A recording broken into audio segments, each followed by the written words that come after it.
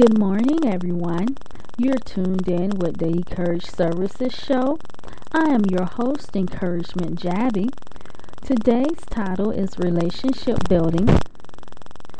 I do apologize. We've been off the air for about a month and a half. If you're connected with us on Facebook, we sent out notices that we will be off the air and when we will possibly be coming back on the air. If you do not know our Facebook name, it would be, please go to facebook.com and put in /Jabby C, J-A, V as in Victor, another V as in Victor, I, and C as in Charles. That would be Jabby C. As well, you can connect with us on Twitter at EcourageServe. That account is locked, so you will have to sign up with us. Today's title is Relationship Building, and the episodes that we're doing is geared toward forgiving, letting go of the past, moving on with the future, and learning to love yourself and creating new space for yourself emotionally, mentally, spiritually, socially, and physically. And the reason we do this is because of the type of service that we offer. We offer free encouragement services, but our encouragement services is a little different.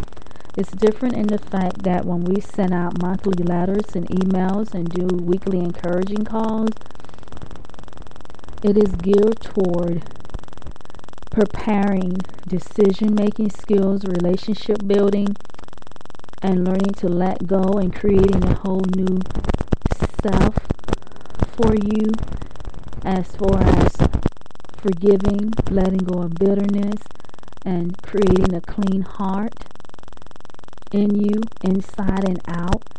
Because many times people try to create clean hearts on the outside, but they don't have the inside cleaned out, and the inside takes a very, very long time. We'll be forever at it, probably until the day that we pass, but we can get better at it. And many of us who have been victims of some type of abuse in our life sometimes will allow the dysfunction that we endured to overtake our life and not mean to. So this is why it is important that we speak about such matters as these, and this is why at Encouragement Services, our services is mainly focused on PowerPoints and Microsoft letters to help you get from point A, such as forgiveness, to point B, such as learning to let go, to point C, to creating a whole new self-awareness for yourself. And then we have many other points all the way down from A to Z, but we're only focusing on certain ones at certain times of the month throughout the whole year. So if you have your paper and pencils ready and you'd like to write this information down, you certainly can. But also, this month, I wanted to tell you this before we begin, in case you didn't want to write this information down and you wanted to email us or you call and have us send you the information. This month at Encouragement Services, we're doing mission statements, and we're talking about letting go of the past and creating a whole new self-awareness. That is what we're targeting this month. Every month we target something different when we send out the letters and the emails and when we do the encouraging calls. So if you're interested in having a mission statement, we have them here, or you can choose to create your own mission statement where you're at with your own paper. But if you're wanting also our PowerPoint about creating a mission statement, please give us a call. Our number is 1-866-524-4828 at extension 2836. And it's the same thing as well with Encouragement Services. As well, you can email us at services at encouragementindytrauma.org. That's ENCOURAGEMENTINTHETRAUMA.org. That is services at encouragementindytrauma.org. Now we want to move on into relationship building. When it comes to relationship building and you're trying to create a whole new life for yourself, I have come up with something that I call the circles of hope after experiencing dysfunctionality. And it's just simply, there are 4 steps in the circles of hope. First, the circles of hope are a small circle that is centered on your heart. The circles of hope are very important for your emotional, mental, spiritual, social, and physical growth of a person. So, say, if you're interested, what you can do is get a piece of paper and you can draw a small circle inside of a heart. And then you can begin to write in the names of the circle of hope. And when you draw in the circle of hope and you're putting down names, we'll get to that part in a minute. This way you can visualize a small circle of emotional wellness centered on your heart, because it's very important that our heart become emotionally well after such dysfunction. We're going to get into exactly what type of dysfunction we're talking about in a minute here. But you want to make 4 halves in your circle by drawing a cross in your circle.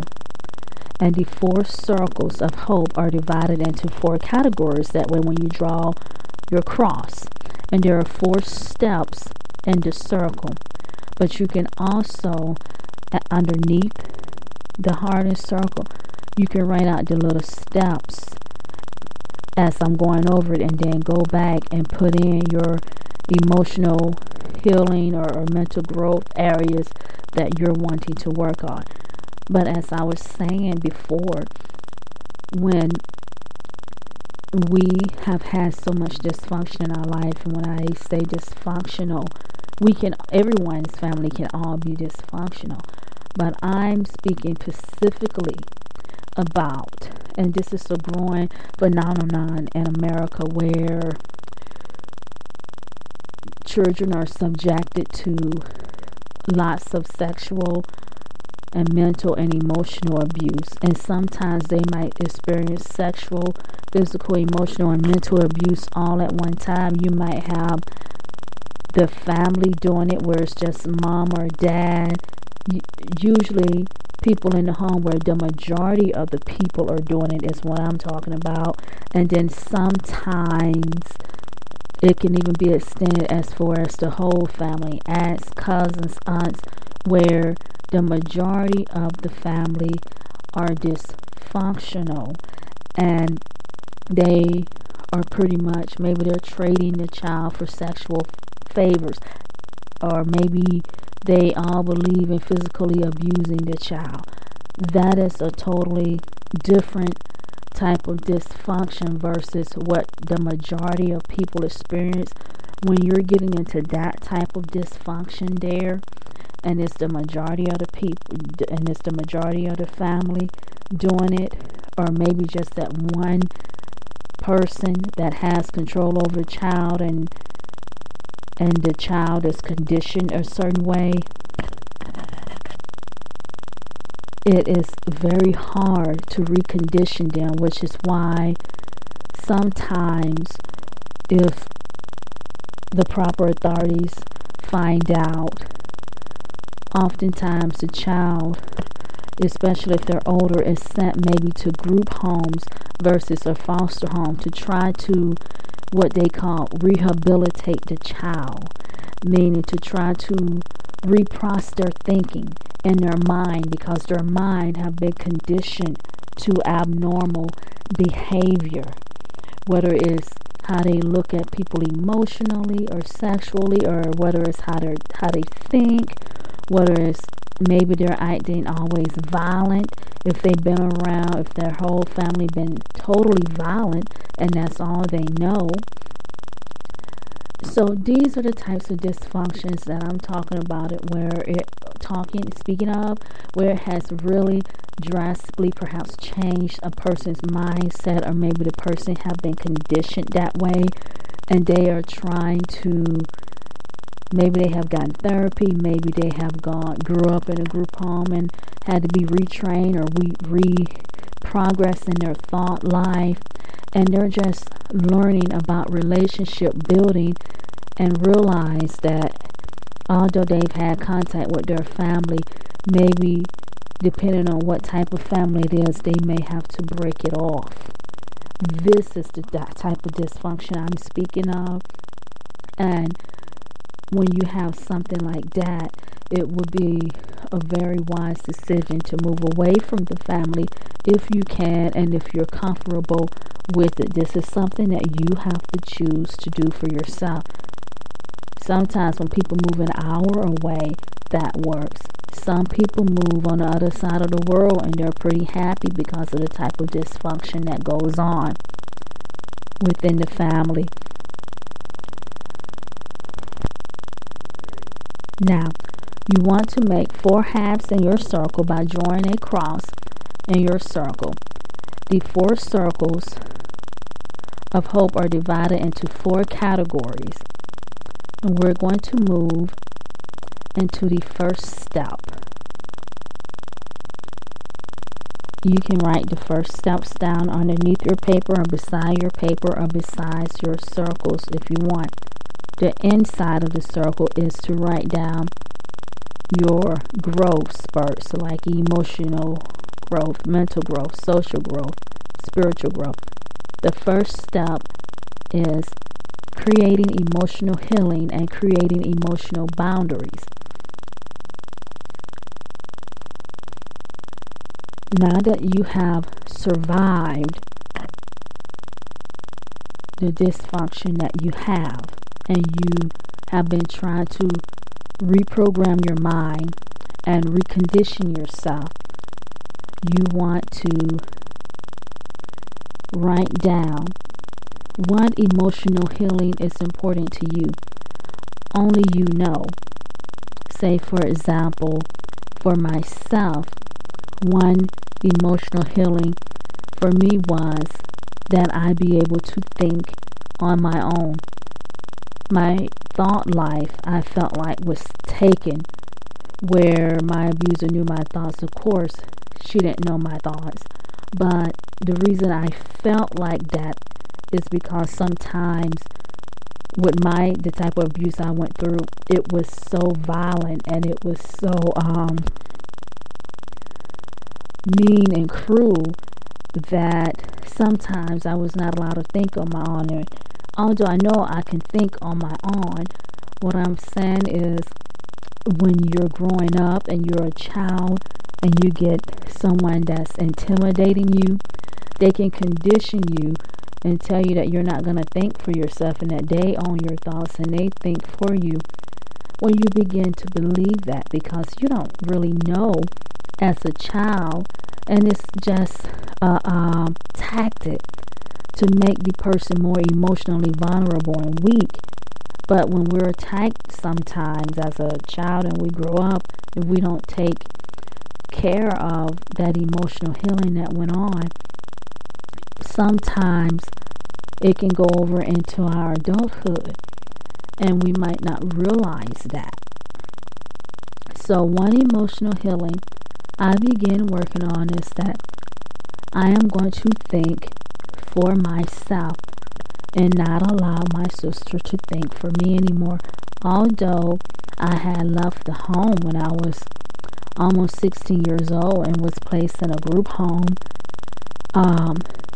I still allow my abuser to have control over me unknowingly, unwillingly, but at the same time, willingly, because I didn't know how to break the curse of getting her out of my mind. And when I say getting her out of my mind, what I mean is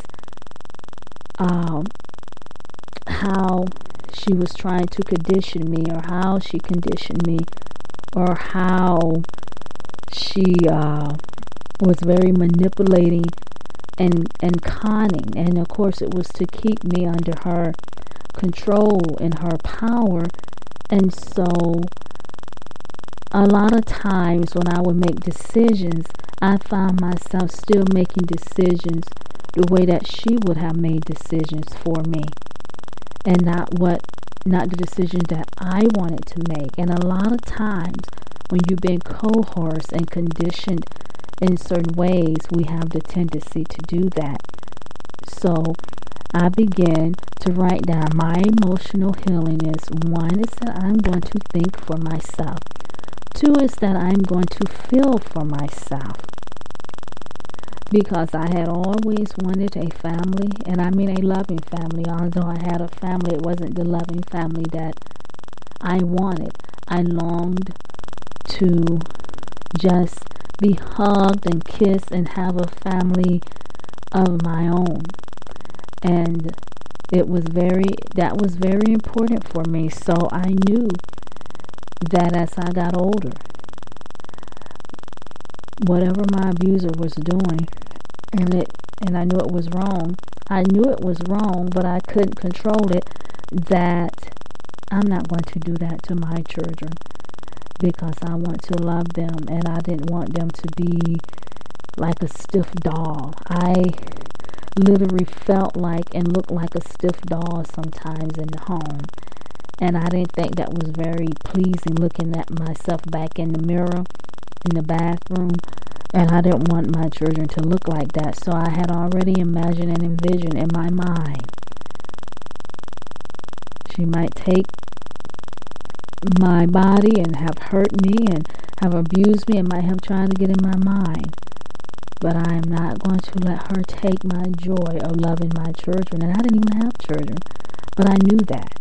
And I knew I am not going to be on drugs or alcohol like she was, because I could see the effect it was taking on her. And I thought, gosh, that can really make you crazy.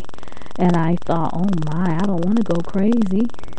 So your first step is you want to create an emotional healing and creating emotional boundaries for yourself. And one boundary that I have for myself is to that people who are very disrespectful toward me and who tend to speak at me by trying to tell me things that I'm doing wrong, I write down for myself that I will not associate myself with those people. Will be nice and respectful, but that's an emotional boundary that I have, because it is very, very important to me that I continue my emotional healing and emotional growth as a person. And once you begin to grow and mature and gain your emotional healing and emotional boundaries back, you don't want to open up the door to a flood of just more than one person coming in and doing that, because we have already been attacked more than once with that. A lot of times, just about all of our life, many of us, from the time we were little up until we moved out of our home. So that is why it is important that we do that. The second step is creating mental growth. For me, what I'm doing for creating mental growth is I do various things. For example, I listen to brainstorming music. Sometimes I listen to things that motivate the mind, from Les Brown, the motivator, to Zig Ziglar, to Jim Rohn, to I just may read a book. Sometimes I pick up a book on psychology or about mental growth, and I might read it for 3 hours straight. Sometimes I might read it for 30 minutes straight in a month. I used to read a book once a month, but I don't do that anymore. Whatever works for you is important. So you might want to write down mental growth, how you want to mentally grow, because this is about you and getting back your healing and taking charge of your life, emotionally, mentally, and socially. The third step is creating social growth through learning a new physical activity. How I created social social growth through learning a new physical activity is I joined the NAACP years back, and it was something I always wanted to do. I never done it, and I just wanted to join to be a part of that group, and I joined a ski group. My children got a chance to ski. They had the best time of their life. So you may want to consider joining a social group to socialize, to maybe get to know people, maybe whether it's online, whether it's perhaps in your community, or perhaps signing up for learning a new physical activity. One physical activity I took up was ball dancing, and then another physical activity that I took up to tie in with my children so that I wouldn't have them on one side of town and me on another side of town is when they sign up for baseball and football and flag football, what I would do is sometimes act as a coach, where they will allow me to be a volunteer coach or to be a volunteer player to participate with my children in their activities. And it was very socially growing for me. I got a chance to talk to other people, get to know other people. A fourth thing you want to do is creating spiritual growth for your well-being. It might be meditation, some Tai Chi. It may be going to church. For some people, it's praying every day for an hour. Some people enjoy that. Some people pray every day for 1 week. It could be journaling. However you see fit with your spiritual growth. Now, we just did examples of the growth, and you want to remember as you're going through this process of healing, you're just trying to be accepting of yourself. You're learning to love yourself, and you're creating your own happiness in your own life through creating your own peace by learning to accept your own self. You're creating a higher awareness of your feelings and a higher self-esteem. So as you're learning to walk in peace by listening to whether it's smooth sounding music for 30 minutes a day, for a week, or every day, or meditating by closing your eyes for 10 minutes and imagine you are in your favorite spot like a beach. Or you can tell yourself your own story. Tell yourself you love yourself.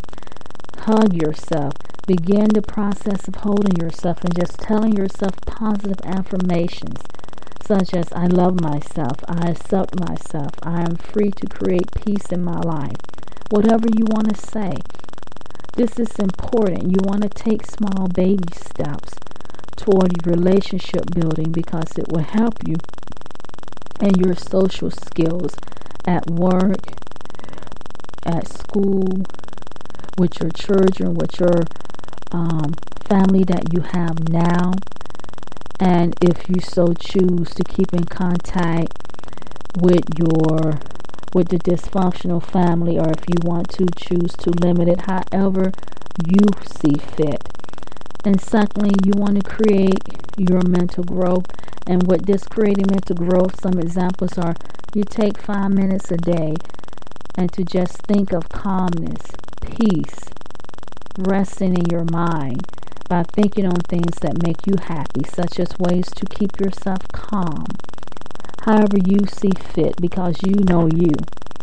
Thirdly, you want to create social growth through learning a new physical activity. Exercise at home. You want to join a square dance class. Find a new you, something you have never done before, to create more of an inner you, to get to know you.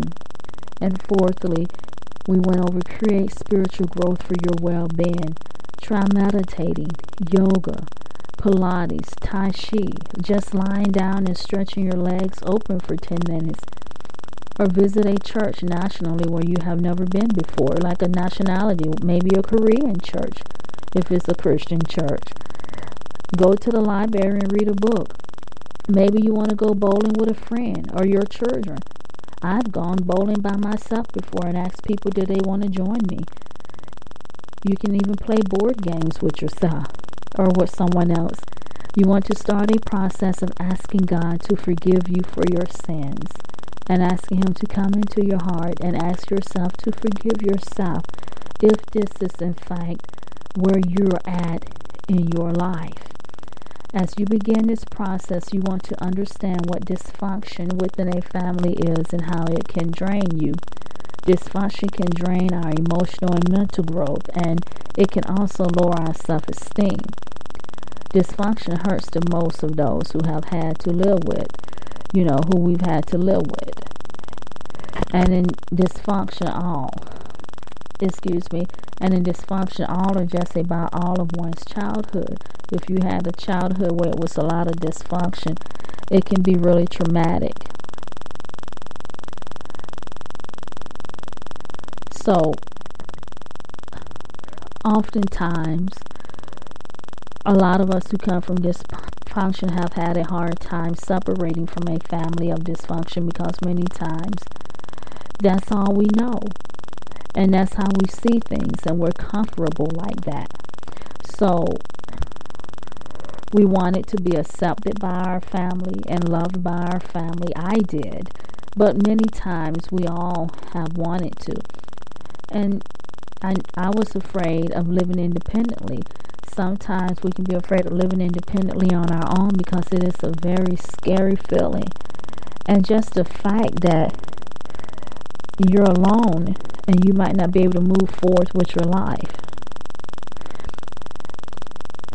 So you have to think about, do you want to continue in that dysfunction, or do you want to feel the fear and just choose to live independently? How you see which one is best for you, because unfortunately we can't have both. Sometimes, many times when a family is unwilling to change, you can't have both in your life at the same time. And sometimes you have to really distance yourself from your family when they're the way that they are. So first, dysfunction is having someone in your family that is an alcoholic, maybe physically, sexually abusive. Maybe they're yelling or belittling you all the time. And if that's going on, especially now, you've already experienced that when you were a child, you want to take some seriously looking at it and how it has affected you and how it can affect you, especially if you have children, because it sets us back. It doesn't help us move forward. And now that you understand what dysfunction is, you want to, the second thing that you need to understand is that it's very important that you get away from the family or whoever it is causing dysfunction in your life if you want to continue to experience peace in your life. If you started experiencing peace, or if you're learning to create that peace and awareness, especially if you have children, this way they will not see that type of behavior and think that it is okay. Today, we're going to have to end here, and we're going to have to pick up on the other few steps tomorrow. But if you're wanting encouragement services and wanting us to walk you through the steps of forgiveness, and also we have a service where we do encouraging cards and basketries too, please give us a call at 1-866-524-4828, extension 2836 for our services department. We want to say thank you so much for tuning in. If for some reason you cannot get through, our main number is 419-956-4172. Have a great day. We hope you have a pleasant weekend, and that hopefully we have encouraged you in some type of way.